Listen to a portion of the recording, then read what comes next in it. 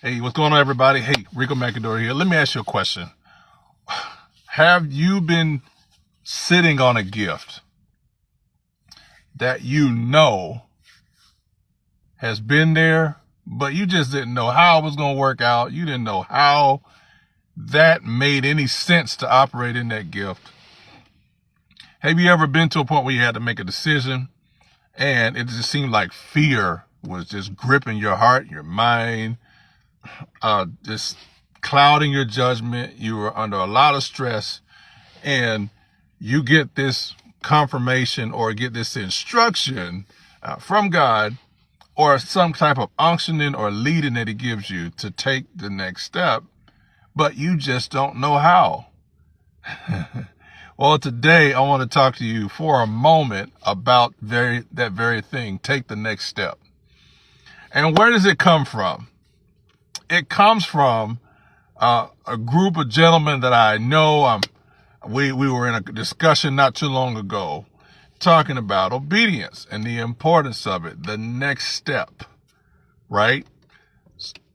And we talk about how we want a certain thing and we pray about God to help bless us to accomplish that thing. But here's the thing. Here's the key. We're not really as yielded to do it his way, for him to work through us for what he wants done to come to pass.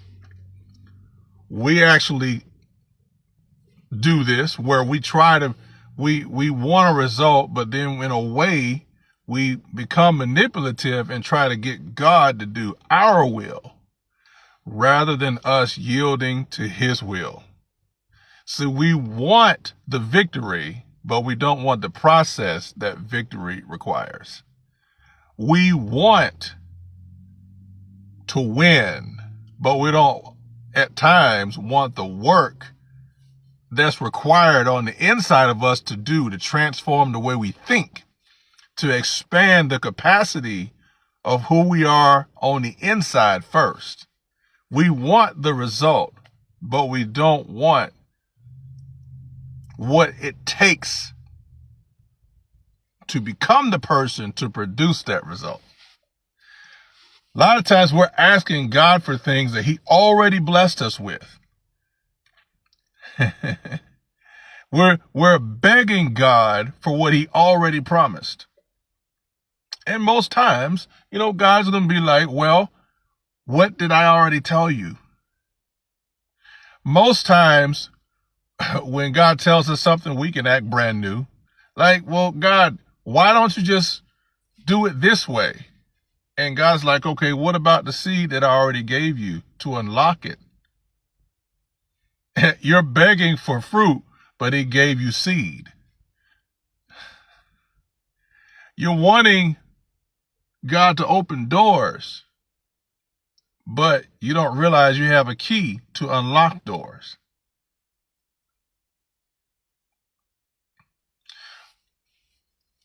And what pressure does at times, it has us looking to our past and regretting some things, but then it also has us looking ahead to our future or what we envision or what we want.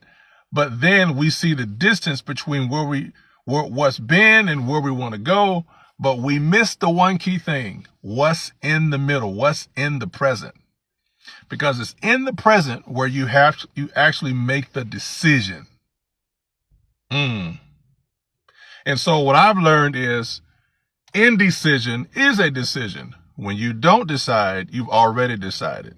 And also, when you really are not clear with a decision, you allow other people who are clear with their decision to influence the decision you make. I want to encourage you today, if you've been hesitant to obey God. And here's the thing. I'm not talking to you. I'm not talking about something you don't know about. I'm talking about something you know deep within that you should have been doing. You know it's already on the inside. It just doesn't seem like something you want to do, or you just don't see how it would pan out. So because of that, you're like, I don't know if I want to do, how is this going to make sense? Listen, I raise my hand. I feel your pain. I feel the discomfort that you may feel right now because I felt the same exact thing. You see, not too long ago, I came to a realization of something that was already there. I was blessed to go to a private mastermind, which technically, it was a nice size ticket, right? But here's the thing. God showed me, even in that, God showed me favor. If he wants you to be somewhere, if you yield to God, I know what you are or where you're going may require a certain dollar amount, but I'm telling you, I learned what the great Dr. Mike Moore taught us years ago. With God, when you're doing the will of God, the work God has you to do, he will raise up people to use their resources and influence and power to help you. And I'm telling you, I avoided this, but by being in this mastermind, which was less than 20 people, but being in the room, blessed to be in there with a billionaire, and I saw some things and learned some things, a lot of things. But what stood out to me was, he said, win a gold medal at one thing. Now, you got to understand, especially for those of us, if you're like me or similar to me, you don't have one gift. You have different gifts. I'm blessed to speak and impact people. I'm blessed to coach, to help pull the best out of people. And even if someone needs some consultation, right? But one thing I always had that I think I took for granted was music, right? And here's the thing. People would be so amazed by it, and I would be like, yeah, well, it's just music. Because it was so natural to me, so easy to me, I didn't see it as a vehicle God would use to help open up other doors for people to hear the speaking or the message or the coaching, right? I didn't see how it came together until one day I got in that room and I heard that one key point that billionaire said, which was, win a gold medal at one thing. And I'm like, okay, well, Lord, what's the one thing? Because you're the one that blessed me to do more than one thing. So what is the one thing? And again, it was music. And then he had me think about it. Your gift is like your authority, and authority is a key that unlocks, right? If now I understand my authority, all right, the authority God gave me, the gift he gave me, I realize that I don't have to waste a lot of time trying to manipulate God to do some things I want him to do out of ambition, but I don't have to. I'm not saying praying is not important. We should pray. But if I'm praying to delay, if I'm praying to hold back, or if I'm praying to, procrastinate because I'm afraid to do what he told me to do.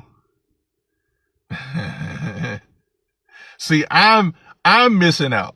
And what I found is when I said yes to God and he made clear to me that music is what I gave you. Here's the thing. I had to remove all I thought about music. I had to remove it from being, okay, it's only limited to creating music, to produce a record, an album. You know what I mean? Because so many more ways music can be used by God to increase connection with people, right? Or to increase or change some things in their life. And I began to see like, oh God, this is what you meant. I see now. Where am I going with this? I had to take the next step within by the decision I made to inventory what was already there. Watch this. I had to repent for building around the gift, but not building from his gift. I learned the funnels. I learned to build sites. I learned social media, YouTube, right? Learning those important skills. But here's the key. I was learning them, but I didn't activate the one thing that could accelerate things even more. Sure, I played in church and blessed to play in church now, right? But here's the thing. There was so much more God wanted to do, but God began to reveal to me, look at the effect of the gift that I've given you. So he had me whenever I go play in services or wherever it's an event, look at the response of the people. Look at how the people, when they come into a place, look at how I use you, Ricco, to actually look at how I work through you, through the plane that I'm blessing you with, to help remove or break chains off of people, break weights off of people, burdens off of people. Do you know how many people go to events? But really, it's the atmosphere that helps the event become effective. And what I made you to be, as a good friend of mine and is working with me at this moment, an atmosphere architect. I'm like, I never heard of that. Atmosphere architect. In other words, I made you through the gift of music to create an atmosphere that touches the hearts of people to prepare for the message and the gems and the transformation that they need coming from the information of who's delivering it. I'm like, okay, Lord. And then not only that, when I yielded, the stuff I would work on or struggle trying to come up with, right? All of a sudden, now it seems like it just fell in line. But again, it was a delay for me. It took me a while because I was like, Lord, I don't see how this is going to work. And that was my problem. See, that's the thing. When it comes to a new season of life where God's taking you and you're growing to, you're going to ask you're going to be like, you're going to ask the question I asked. Maybe you already have. Lord, how is this going to work? How is this going to tie in together? How is this possible? Let me tell you, when I yielded my will, when I yielded my own way of figuring out how this is going to come together, God's wisdom worked it out. Let me know in the comments if this is being a blessing to you right now. You see, God is doing a lot. I can say this right now. God is shifting his people. I'm telling you, God is shifting his people. And there are going to be people that are going to be removed from certain positions they've been holding for some time because God had been telling them to move on to something else. And then there are going to be people who have been in positions in obscurity where they really were behind the scenes, but God is now moving or uncovering what they hid behind, and now he's pushing them out more because he wants people to see him through them on a higher level.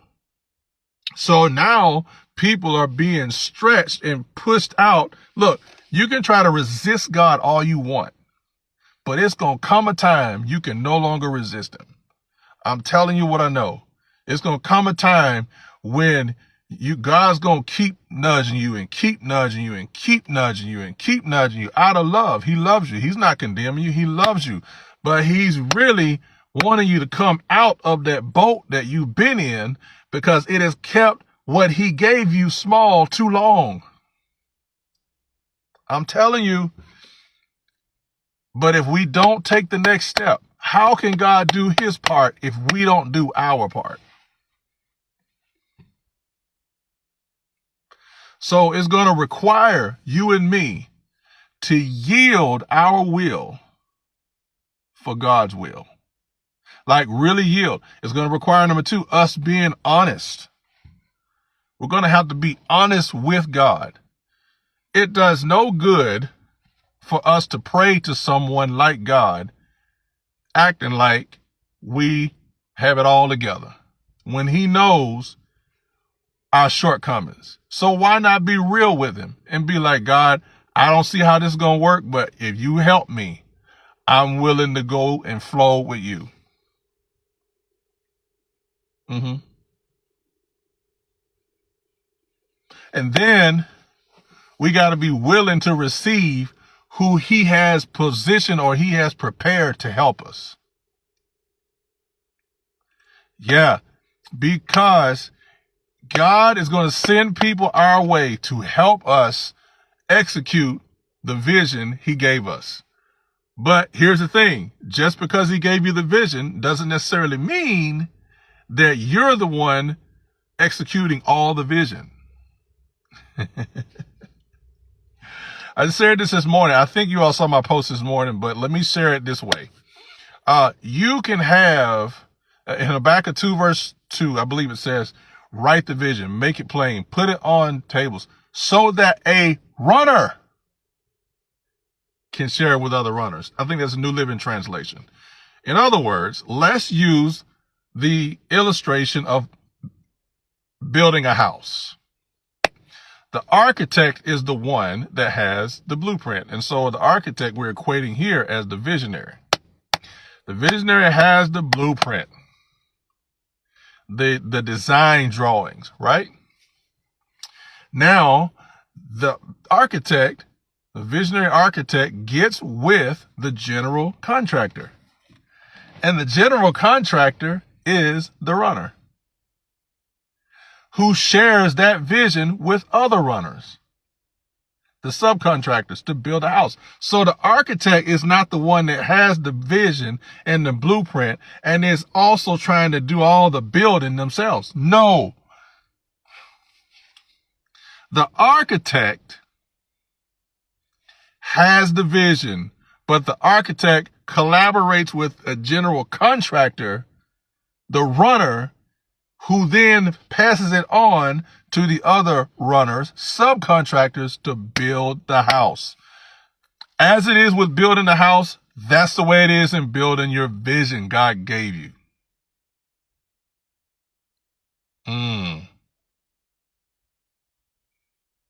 Yeah. He gave you the blueprint as a visionary, right?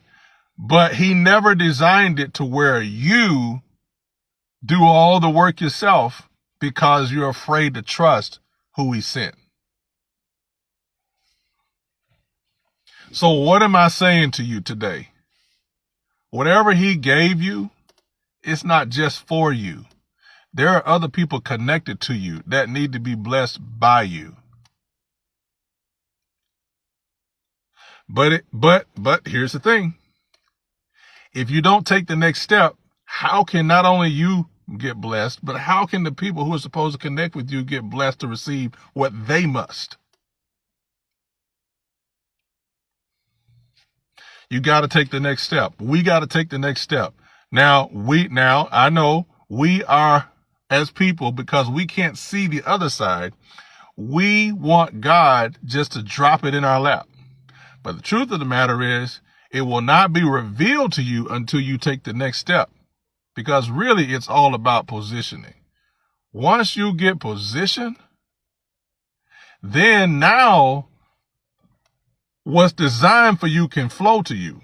Can I get a witness in here? So let me say this to you in closing.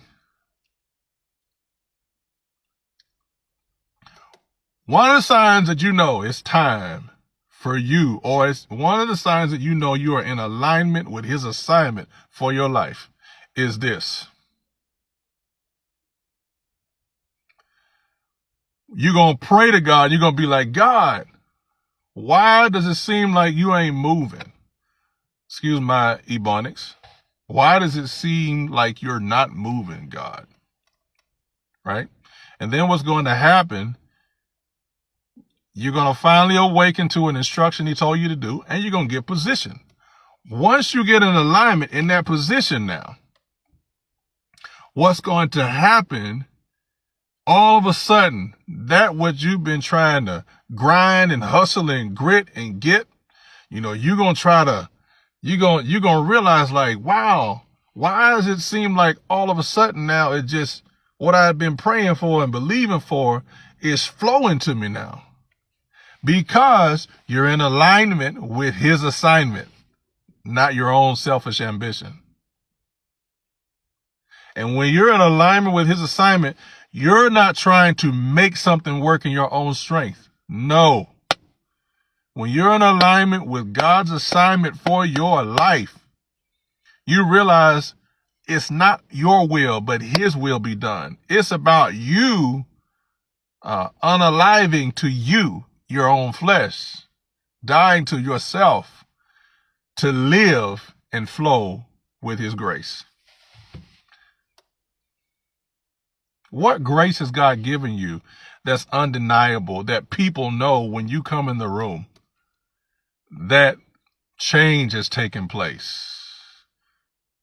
Something's different. What is it?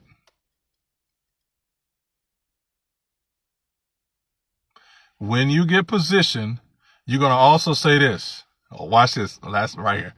If this is blessing you, let me know in the comments, okay? When you get positioned, this is one other sign you're going to say. You're going to be like, okay, why did everything flowing all of a sudden so fast or so quick? And then you're going to say this to God. You're going to say, God, slow down. And you know what he'll say back to you? Or something back to you? Why? I thought you were ready. I thought you were ready to roll. I thought you were ready. Listen, I'm a witness even right now. The things, because I'm in alignment with what he told me, that didn't make sense to me. Now, all of a sudden, what I was trying to hustle and grit and work out, he positioned now to flow. I'm telling you, there's something that you have God wants to release, but you and I must do this one thing. We must take the next step. I know we want to take the step and then we want to jump to the end, right? We want to just skip. Like we're on the top of one mountain, right? And we want to skip and take a helicopter ride to the top of the next mountain. But we got to realize that you may be at the top of this mountain, and God, in order for you to get to the higher mountain, now you got to go down in the valley to then come back up. And that's what a lot of us don't want to do, but it's required in order for us to unlock more of what God put on the inside of us. You're not here by accident. You are an intention. But here's the thing. God will do his part. But are you willing to do yours? I pray this was a blessing to you. Let me know in the comments how this was helpful to you. And share, if you don't mind, you can share in the comments of how one situation you dealt with, God told you to do it. You'd been having the gift and all, but you just denied it because you didn't know how it was going to work out.